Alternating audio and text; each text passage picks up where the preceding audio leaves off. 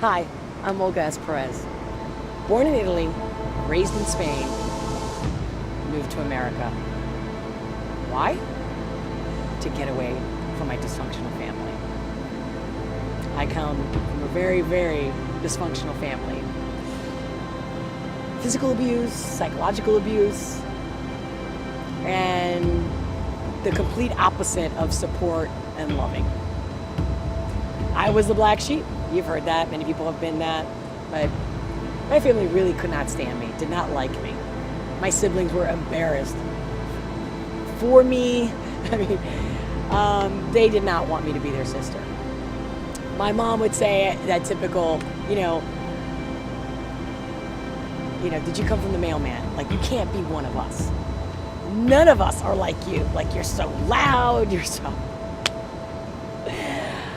I guess I was very hyperactive, which later in life they found a coin for. They found the term ADD, But you know what? They changed my diet. They wouldn't get me sugar. I couldn't eat cereal like my brother and sister was eating cereal. Like, I had to have bland oatmeal because, let's not give her anything. Don't make her hyper. My siblings would be able to have coffee, not me. You know how good coffee smells? It's still one of my favorite things to this day. Granted, I still can't drink coffee. I can only have very little. And I definitely have to have it by 8 a.m. or I cannot sleep. But I get this question all the time. What brought you here? What's your story? Like, why? So if you're not American, I am American. My dad was in the Navy. So I was already American. I had a choice when I was 18 to cash that check in. And I did, because that would get me away from my family. It was really, really oppressive. I like to make fun of things. That's always been my coping mechanism. I've always used humor and the power of positivity to get through everything. In my worst moments, in my loneliest moments, That's how I dealt with it. That's how I got through it. That's how I overcame it. But on a serious note, it was bad. I was having panic attacks every day. I didn't want to live my life. I was 16, my friends would go out, they'd have a great time. They'd always ask me to go out, even just go for an afternoon walk. And I was working all day. My parents owned a chain of restaurants, hotels, and I was forced to work against my will, unpaid. My fingers were constantly raw. I was constantly insulted. Everything I ever did wasn't good enough. In fact, they told me that everything I touched turned to shit. That was me. My nickname was the human beast in Spanish, bestia humana. Look it up. It's very close to Latin. That's what I heard on a daily basis. I got yelled at. You know the movie Cinderella? I used to compare myself that I was the newest, latest version of Cinderella. With no one liking her, all the workload on her, and all I could hear day and night. From early in the morning till 4 or 5 in the morning. Because as if you know about restaurants, we close late, especially in Spain. They eat late. They eat dinner late. By the time I'd get home, got into bed, it's 5. I have to get up at 7 to go to school, be in school by 8. Needless to say, I didn't do too well in school. Not that I wanted to, because I never liked school anyway. But regardless, it was embarrassing. It was embarrassing to go and show up at tests that I didn't even crack a book. I didn't have time. My parents were like, oh yeah, we let you go upstairs, we let you take an hour break to study. Like, that's what my life was like. No life, no friends, no freedom, no money for all the work. I definitely worked and paid for the shirt on my back, as my parents would say, with that shirt you're wearing. What about the food you're eating? I worked for it. I worked hard for it, and I got insulted for it every single day. Matter of fact, they had me convinced that I wasn't going to make it in life. They told me that because I was fearless and I wasn't adhering to society and how we should act and talk and be, that I was doomed. That I wouldn't even make my 18th birthday without being a drug addict or pregnant or a prostitute. That's what they told me all the time. That in fact, that I wasn't even worth being a prostitute because I was so stupid. That I would forgive myself and never charge for it. How about that? How about hearing that at 16? These are the kinds of things, and I can go on and on and on and on and on. And it's not about telling the story about every single instant and every single comment, put down and beating, mental, physical, psychological, emotional. My point is how I made a choice, like anyone can make a choice. I made a choice. I couldn't be any other way than what I was. I tried. I even took myself to a therapist. The therapist tells me, are you kidding me? I can't get my kids to throw the trash out. And you're working in a restaurant, you're running it, you're managing it? You're managing people, you're training people that are 20 years older than you? Imagine that. Imagine getting respect from elders that didn't respect me at all because I'm the owner's daughter. I mean, as far as I was concerned, what was the point of living? And I did contemplate taking my life, jumping from a balcony. And not because I was suicidal, because I was not living the life I could live. And according to the law, I couldn't live on my own until I was 18, legally. So that meant that I had to suffer another 2 years when I couldn't even think of another day of hearing my name yelled out, Olga! Going back to the Cinderella story. Can you imagine? I'll never forget it. I can tell you the story and I can feel exactly what I felt, as if a day never passed. And I think it's wonderful that the memory bank works that way, because it's because of that that I can tap in and connect with people and understand them and have the compassion and understanding that otherwise I wouldn't have had. Because of my story, I'm proof that you can change your life, get away from any situation you're in. It could be your boyfriend, your husband, your family. I did it. I left home without a penny in my pocket. Matter of fact, I was carrying a sea bag. My father's sea bag. I had only 3 outfits, 1 pair of shoes. And when I mean 3 outfits, I mean like 2 pairs of pants, 3 shirts, 2 pair of underwear, and 1 bra. I didn't know where I was going, but I knew that the unknown was better than where I was. I had to be, and I didn't fear it. It wasn't my fault that I was fearless, and it wasn't my fault that I was going to stand up for myself. I could not accept any other way. It's something was just eating at me day and night, that this was not the way the story was going to end. And that I was right to be me.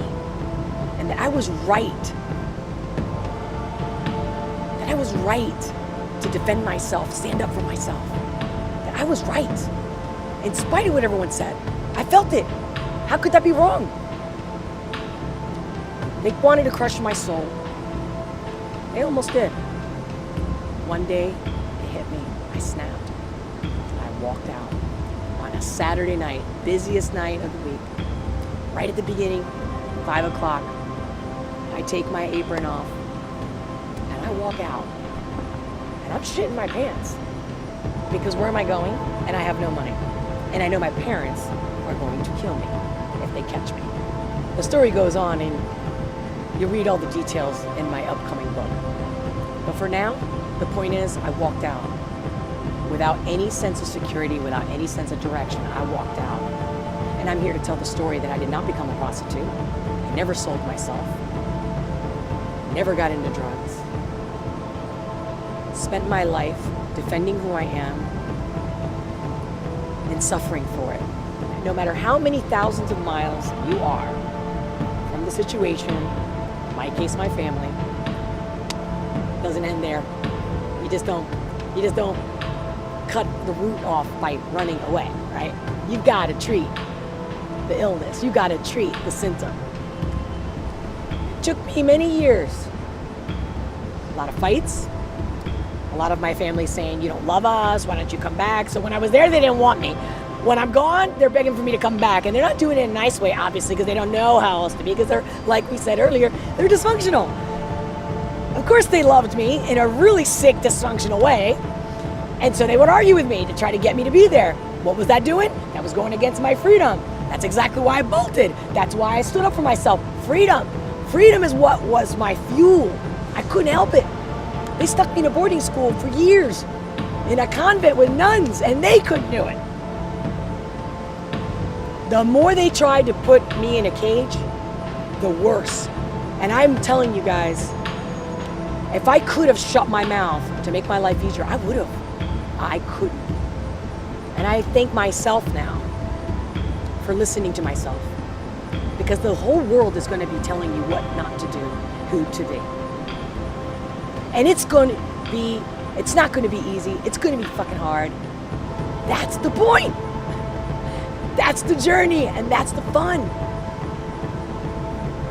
You can't have an adventure without some level of fear and some level of, the not knowing, right? And they say be fearless. I'm saying be fearless. Own the pain. Learn from it.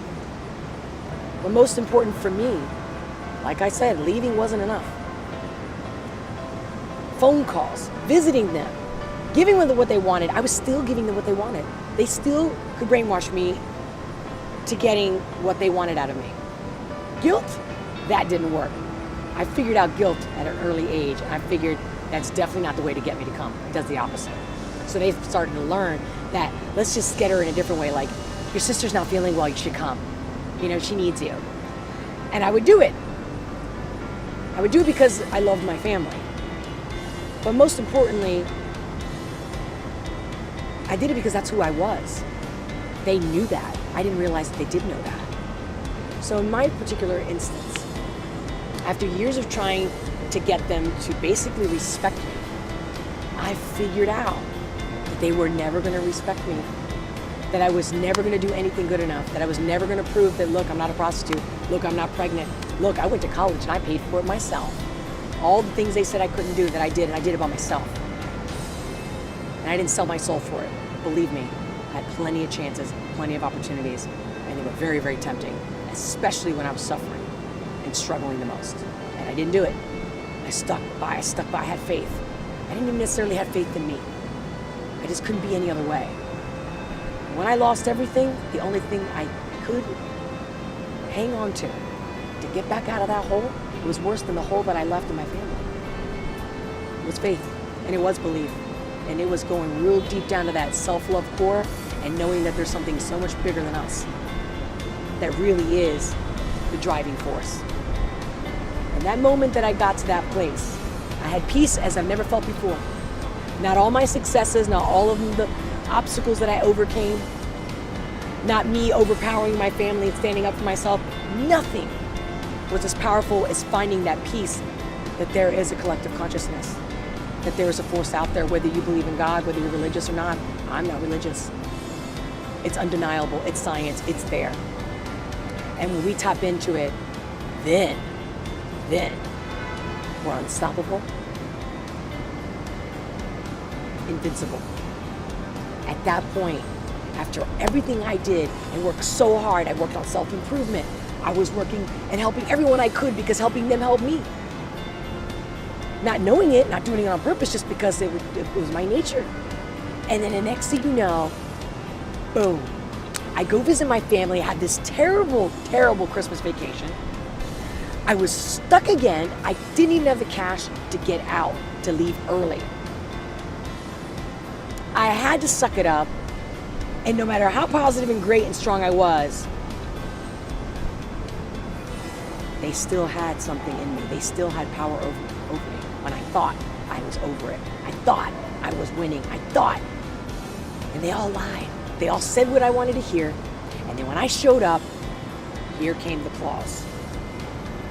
And I had gone through so much adversity in my life as a woman, as a foreigner, as an immigrant, as a free thinker, that I thought, I got it. I'm unshakable. Funny how family, there's like a chip in our brain, and it's a hard one to pluck, to pick, to change until I got it. Just like when I left and I decided that I have to leave my family, this life, because I can't take this oppression anymore. And it became a must to leave. And I couldn't even, the choice of staying wasn't even a choice. Same thing 20 years later. I get this piece. And all of a sudden I realized, holy shit. All these years, what I was doing was hoping that my family would respect me and accept me, and I would prove myself to them, and they would love and respect me, and everything would be great.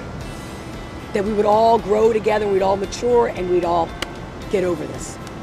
And it wasn't the case. As soon as I saw that, I was liberated.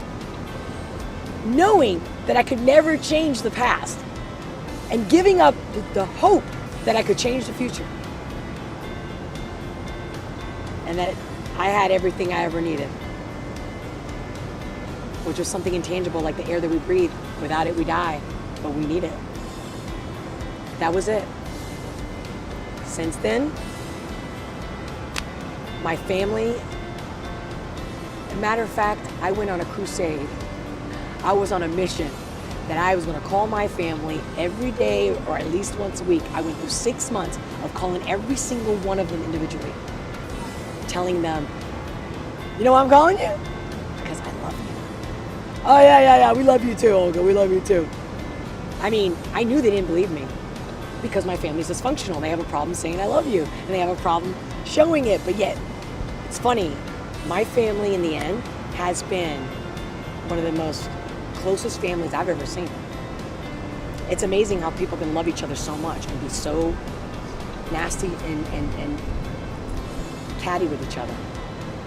So little because of so much love and there's so much closeness. I didn't care anymore. Everything was freaking great. Life was going to be great because I got it now, and I definitely, it became me. Instead of just digesting it and making it my credo, it became me. And every rudiment part of my being. So I wasn't on a mission just to convince them that I had changed or that I loved them. I knew that was my purpose. 6 months of doing that.